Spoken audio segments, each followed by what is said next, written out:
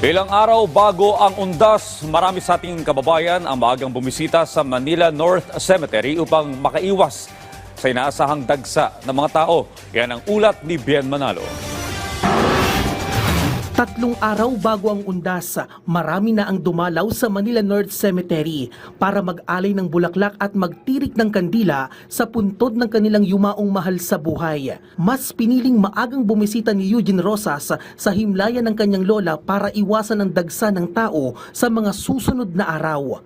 Marami na pong tao that time, bas may bata pa po kami.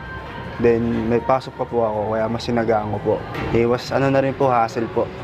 All set na ang pamunuan ng Manila Police District para sa inaasahang bugso ng mga tao sa Manila North Cemetery ngayong nalalapit na undas. Mahigit 1,000 pulis ang itatalaga ng MPD sa Manila North Cemetery. Ang Manila North Cemetery ang pinakamalaking pampublikong sementeryo sa buong bansa. Inaasahang aabot sa mahigit 2 milyong individual ang inaasahang bibisita sa sementeryo. May mga nakadeploy na ring medical team at ambulansya sa loob ng sementeryo. May mga portalet na rin na nakakalat sa lugar. Tinitignan natin yung kaayusan, katahimikan at kahandaan ng ating lugar Tanikalan. Kung saan nga magkakaroon na tayo dyan ng skeletal deployment pagdating ng October 28. Makikita na natin may mga pulista sa mga entrada ng mga sementeryo natin dito. Buhay na rin ang mga nagtitinda ng bulaklak at kandila sa loob at labas ng sementeryo.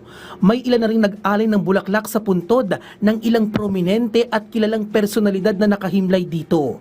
Gaya na lamang sa puntod ng mag-asawang Susan Roses at Fernando Poe Jr. at ni dating Pangulong Manuel Rojas.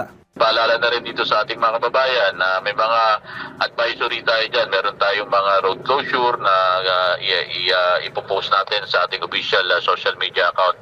Ipinagbabawal pa rin ang pagdadala ng iba't ibang klase ng armas, mga nakalalasing na inumin, matutulis na bagay, flammable materials, malalakas na sound system at mga alagang hayop. Bien Manalo para sa Pambansang TV sa Bagong Pilipinas.